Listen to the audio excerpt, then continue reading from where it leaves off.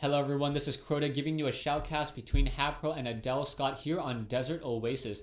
Liquid HayprO spawning over here on the south side of the map, meanwhile Adelscott spawning over here on the north side of the map. This is game 3 in a series, and HayprO has, or Adelscott has taken, I believe, the first 2 games already. So Adelscott now continuing to play here on Desert Oasis. I cannot believe... I do believe that Liquid HayprO probably chose this map just because of the far spawning distances, and hopefully HayprO will be able to take this game and force a game 4. I believe in this best of 5 Sierra, HayprO may try to do an early, Liquid HayprO may try to do some sort of early expansions over here. And now we see Adelscott opening up with the standard pylon over here on the high ground. Normally in the first 2 games we saw Adelscott open up with a low ground expansion and trying to use these choke points. However, because there are 2 routes into the base and into this expansion, it is much more exposed. So Zerglings are able to do a much easier sort of run by. We do have a drone now moving out, and that drone, however, just going to be used to do some scouting, not try to do any sort of expansion attempt, I don't believe. As this drone now making its way over. Back over here, we do see the Overlord. Oh, that drone just wanted to make sure that there was no sort of proxy play in any of these positions over here. So that drone now making its way over here to this expansion and may try to set it down in just a moment. Currently seeing that 15/18 food, and HayprO looks like he is going for some sort of 15 hatchery. No, just continuing to scout. Back over here, we do have the gateway now being placed down. So Adelscott doing a more standard opening with a gateway and an assimilator. Will this be aggressive enough for his style? As I believe Adelscott really plays into a very, very heavy aggression macro style of Protoss. Back over here, a second pylon now being warped in. We should be seeing a cybernetics core in just a moment as well. As that assimilator is warping in, we should not see any sort of double gate. Right now, we do have a hatchery hatchery being morphed in over here at the natural expansion. So if HayprO is able to keep and hold on to that expansion, he will get a stronger economic advantage, which will in turn be more units. We do have that cybernetics core now being warped in, taking 50 units a time. Will take quite some time. Overlord just standing over here trying to see if there's any additional units being warped in or warped in by this gateway. And now currently training that one zealot over here. Back over here, we now have that hatchery nearly completion, or nearing completion, as we also have a spawning pool nearing completion as well. So both sides, and HayprO looking very, very strong, should have a strong economic advantage, and now we'll be able to train up some queens in just a moment. We have one gateway and 1 cybernetics core. We should be researching warp gate ability in just a moment, and now also training up a stalker, so that stalker to try to shoo away any sort of overlords in the base. Adelscott now finally getting that warp gate research, and still chrono boosting and getting a stronger and stronger economic advantage. No, he is not, as he's currently sitting on 36 energy. We do have some drones now being transferred over to the natural expansion over here. So HayprO taking a look at his harvester count, 22 harvesters compared to 18, and now able to mine off of an additional 8 minerals, should be able to get a very strong economic advantage. We do have a forge now being warped in, so Adelscott playing into a very, very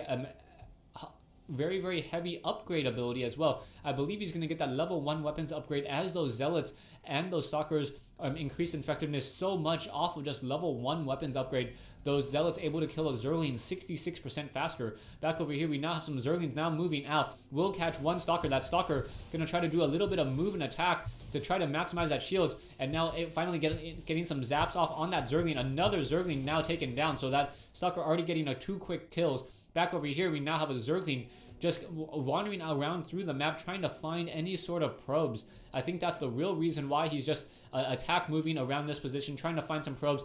As a stalker now in position, is that stalker going to fight against this queen? That is not a really safe bet here. One drone almost able to barely escape. No, now finally pulling back that stalker, now getting 3 kills, getting 100 minerals worth in kills, and now taking down some of those Zerglings. Zerglings down to, both of them only need 1 or 2 more hits. Down goes another one. So that stalker has gotten those 4 kills for the 125 minerals. Back over here, we have an Overlord now scouting out, and we have a Roach Warren finally coming into play. So a Roach Warren in play will be used fairly well to train up some roaches and try to handle some of the aggression from some of those stalkers. However, we are now seeing that Adelscott is into a really, really strong 4-gate build, or 3-gate build, with more gateways currently being warped in. So we are currently now going into a 5-gate build. And now, as these are currently going to be upgraded to warp gates, we may see some units being warped in on this low ground over here. and Adelscott looking to just macro up a very strong army. You can already see he's at a 675 army, able to continue to macro up a strong economy here. He's currently sitting on 26 harvesters, which I believe is almost full saturation since he does not have the gas here. Back over here, now down goes one Overlord as those Stalkers were able to catch that Overlord over this chasm with just enough range, and now more Stalkers being warped in down on this low ground. Production-wise, we are level 1 weapons upgrade, I believe, nearing completion, yes. And as this is nearing completion, as he pushes out, those Zerglings and those Roaches are going to have a very difficult time. HayprO may be overexposed, and this may be his downfall. Even though he does have a stronger economy right now, I don't know if he has enough units in order to fend off this attack. He's already down to only has a 225 mineral army, and more of these spine crawlers trying to warp into position, or trying to root into position. He needs to get more of these queens, train up more units, and with 8 roaches and 1 overlord, that 1 spine crawler may not be able to root in time, and that's going to be a very, very bad sight indeed. As that stalker is now trying to do some engagement, are they going to be able to do some damage there? Now quickly trying to use that range of 7 roaches, engaging as well. Down goes 1 roach, and now we finally have 4 spine crawlers ready. Stalkers over here in this position, army-wise, 1675 versus 775. Do we have any queens? Queens need to get ready to do some transfusion. Otherwise, it's going to be a very, very poor sight as more units still being warped in. Another pylon here. 1 roach getting taken down. And this is going to be a very, very bad day. Adelscott with just a very, very aggressive army. 2,000 mineral army already this early in the game. There are 4 spine crawlers. And without any queens for transfusion, this is going to be a very bad sight. Stalkers continuing to do a lot of pressuring as more spine crawlers are being trained. Another pylon being warped in here as more zealots can continue to be trained.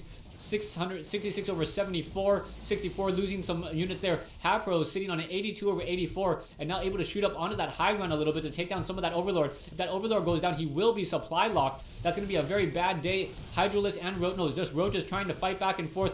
In come those spine crawlers, not getting a transfusion off. That queen had plenty of energy. And now as each of these spine crawlers get taken down, this is going to be a very bad sight. Roaches fighting back and forth. Stalkers with that level 1 weapons upgrade now just barreling in, trying to win a war of attrition here. More zealots coming in as well. Queen finally joining in on this fight, needs to get some transfusions off to try to save some of these other units. 1 queen now finally pulling back. Are we going to get a transfusion? Stalkers continuing to fight back and forth. And now army 1350 versus 850. But again, that warp in technology just so powerful. Able to just deploy units to the middle of the battlefield here. Stalkers and zealots continuing to fight back and forth. Roaches trying to focus down more and more of these units. 1 spine crawler down to 24 hit points. Get a transfusion off, please. Only 2 spine crawlers, one of them very, very low on hit points. And as this fight continues, Adelscott will just be able to reach a critical mass on these Stalkers. These range units so powerful, able to deal so much damage towards these Roaches. And those Stalkers, once they get these Roaches off the creep, are able to kite them very, very easily. This 1 pylon over here, warping in more units, and another pylon just in case this one gets taken down.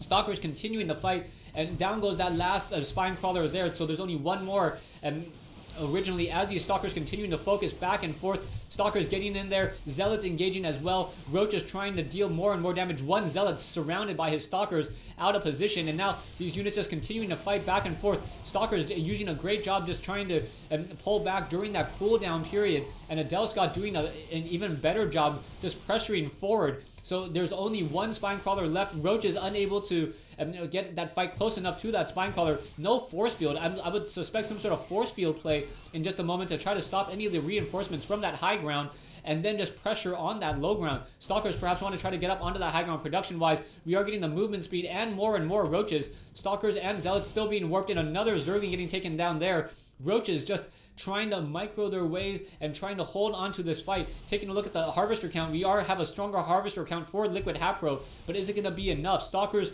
fighting now. Another Roach on that high ground may get taken down. Roach is just using that acid saliva to try to deplete all of those Stalkers, but still not working out just quite yet. A lot of these Roaches are very low on hit points, and as those Stalkers get luckier and luckier, they're going to be able to focus down and take down these units very easily. More Stalkers. We are currently seeing on 13 Stalkers here. More Roaches coming in for reinforcement. Is it going to be enough? I do not think so, as Adelscott now finally down to 5 Roaches, and that is it. No more spine crawlers. So those Stalkers are able to just continue to pressure and able to deal a lot of damage. Now, down goes one of those Roaches, and as these units come single file to rejoin this attack, Adelscott will be able to take this game. So Adelscott, and I believe it will take all 3 in this best of 5 series, not even losing 1 game to Liquid HayprO. Zealots coming in, engaging on those roaches, and yeah, that's got to be GG. I cannot see how Liquid HayprO can come back in at this time. Production wise, only 4 Zerglings, and that is it. So Adelscott showing the power of the Protoss army in these 3 games. Protoss versus Zerg. In the first 2 games, he opened up with a very, very heavy 6 or 8 gate push and was able to just simply barrel roll. Even on this map on Desert Oasis, when the Protoss player cannot do any sort of forge expand, he was able to just produce such a large army off of 1 base and 5 warp gates. And all of this only off of 1 assimilator. So that's the reason why he did not go for sentries earlier. The sentries would have just slowed him down even further. He did have the level 1 weapons upgrade, and that was absolutely critical, as those stalkers were able to deal more damage towards those roaches, and those zealots were able to 2-shot any of those Zerglings. Thanks for watching. Thanks for listening. I hope you guys enjoyed this 1v1 replay between HayprO and Adelscott here on Desert Oasis. And I hope you guys enjoyed this best of 5 series. Adelscott taking 3, not losing 1 game to Liquid HayprO. Thanks for watching.